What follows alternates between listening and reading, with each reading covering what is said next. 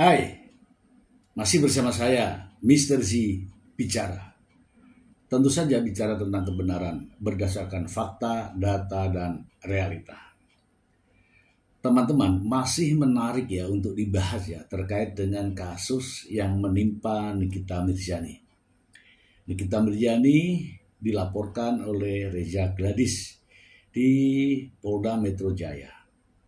Kemudian Nikita Mirzani melapor balik dengan menggugat Reza Gladys di Pengadilan Negeri Jakarta Selatan dengan kasus yang sama tetapi dikemas menjadi one prestasi.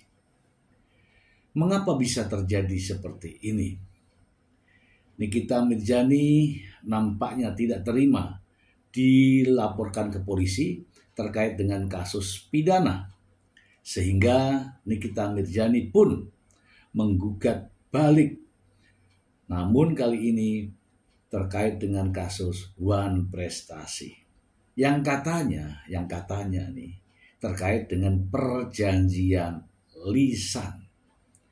Bagaimana ceritanya bisa dilaporkan? Sebelumnya mari kita simak terlebih dahulu berita dari informasi dari sumbernya langsung ya. Kita bacakan untuk Anda. Dari Banjarmasin Post, mediasikan gugatan dan ganti rugi 100 miliar.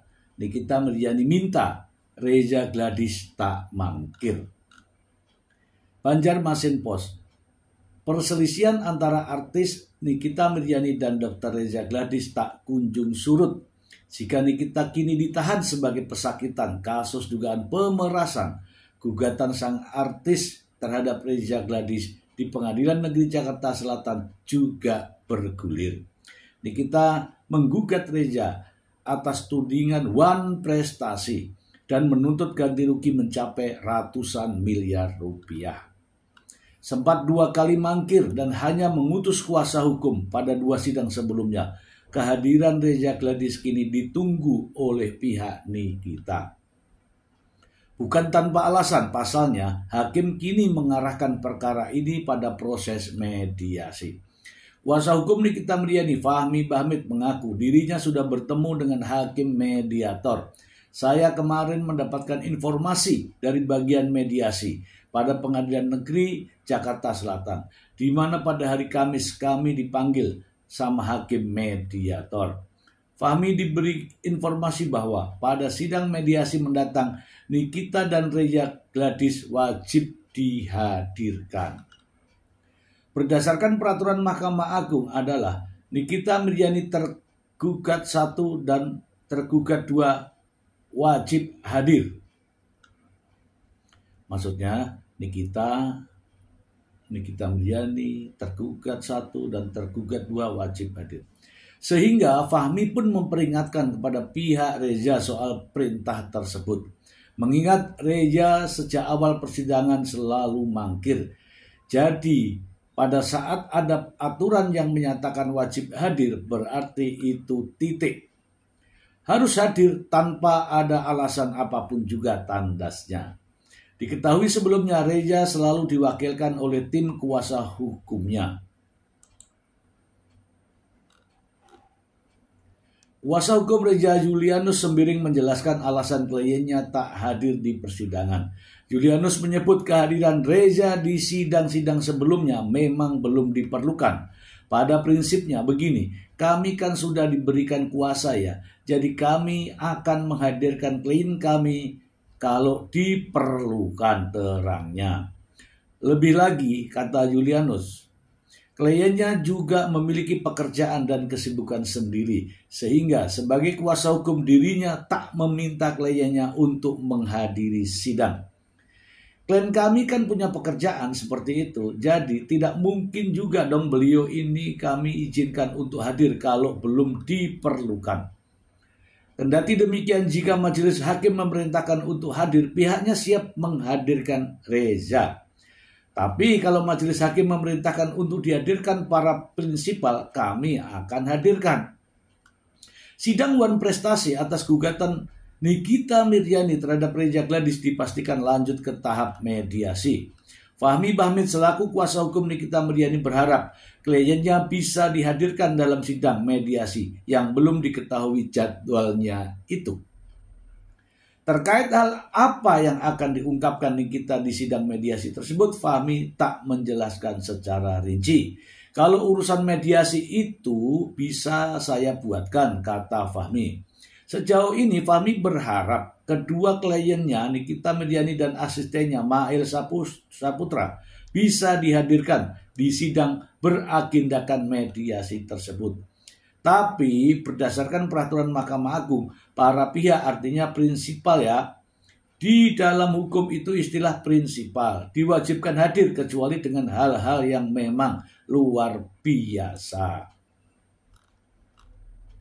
Fahmi menyoroti kondisi kedua kliennya yang tengah mendekam di balik jeruji besi. Nah, jadi masalah posisi Nikita saat ini adalah di dalam tahanan. Ismail Marzuki Mail juga ada di dalam tahanan. Itu menjadi kebijakan dari kejaksaan.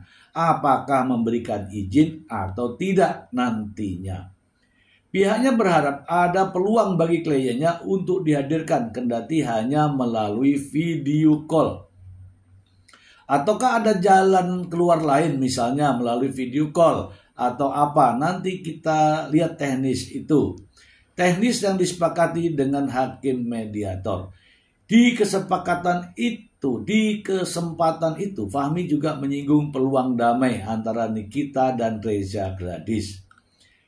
Menurutnya, mediasi menjadi wadah untuk kedua belah pihak bermusyawarah. Aturan mediasi itu adalah mendamaikan para pihak, menjembatani para pihak supaya membahas permasalahan tersebut secara baik. Itu adalah fungsi mediasi, di mana dalam mediasi itu akan ada namanya hakim mediator. Kalau memang ada hal-hal yang bisa dibicarakan, dibicarakan. Kalau misalnya tidak ada titik temu, ya proses hukum berlanjut. Tapi ada syarat, itu masih mungkin berdamai katanya. Oke teman-teman, kita bahas. Jadi benar ya teman-teman ya, untuk sidang mediasi tidak bisa diwakilkan. Oke. Apalagi ini hakimnya adalah mediatornya hakim untuk menengahi. Bagaimana bisa menengahi kalau para prinsipal ini tidak datang, tidak hadir? Apa yang mau dibicarakan? Oke. Media menyampaikan bahwa Reza Gladys mangkir. Bagaimana dengan Nikita Miryani? Apakah juga tidak hadir? Masalahnya di sini teman-teman.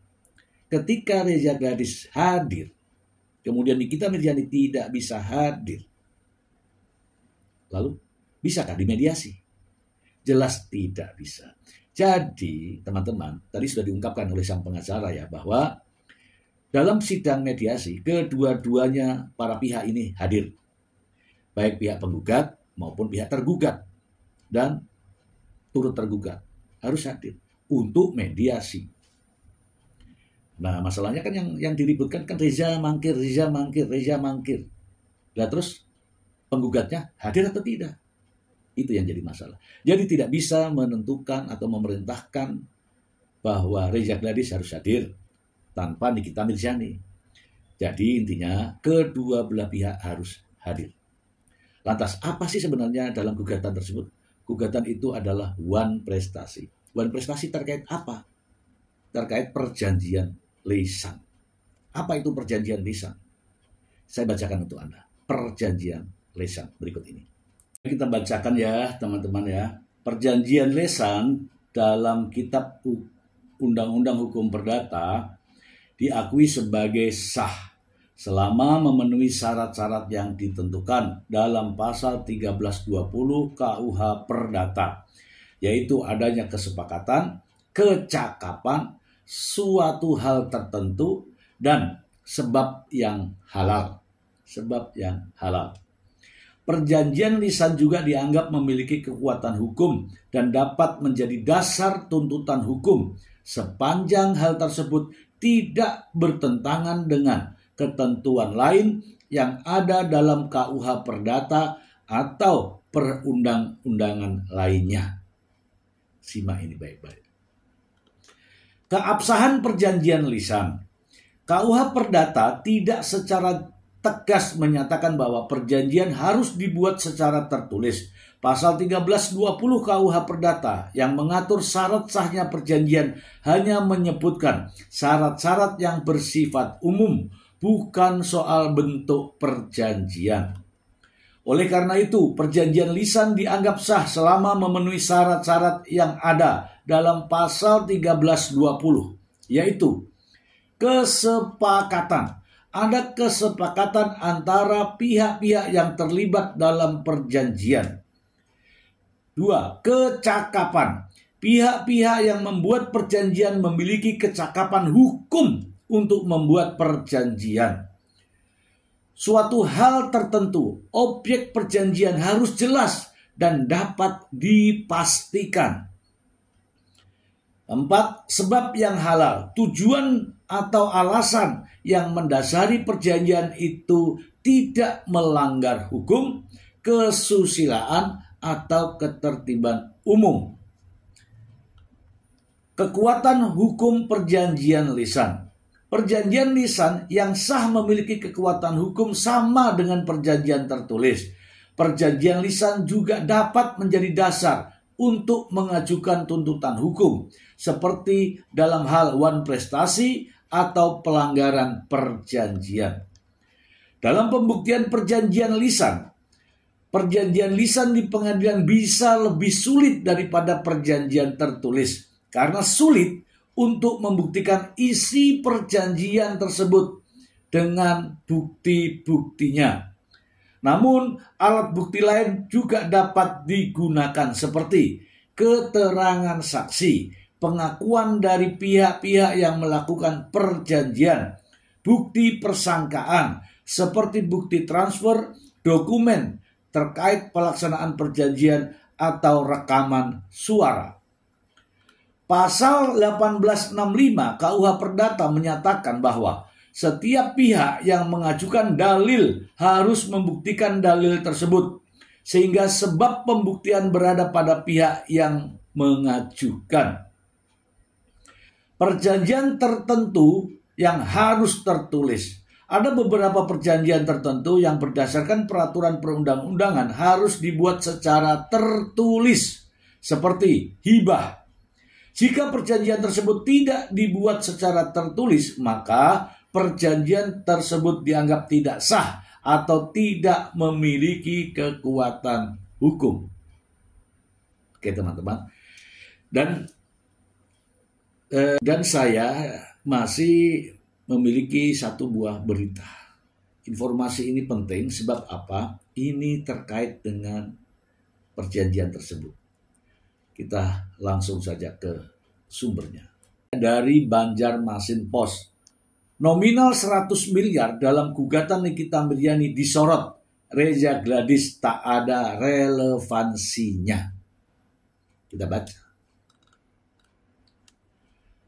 Banjarmasin Post, jadi pesakitan usai dipolisikan Dr. Reza Gladys, artis Nikita Mirzani menyerang balik dengan gugatan perdata.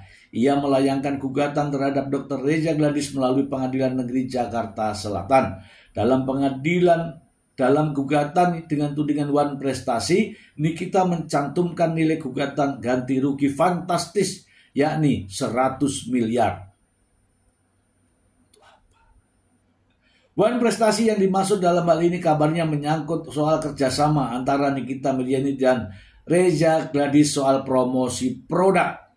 Melansir Sistem Informasi Penelusuran Perkara SIPP, nilai kerjasama tersebut disebut-sebut senilai lebih dari 3 miliar.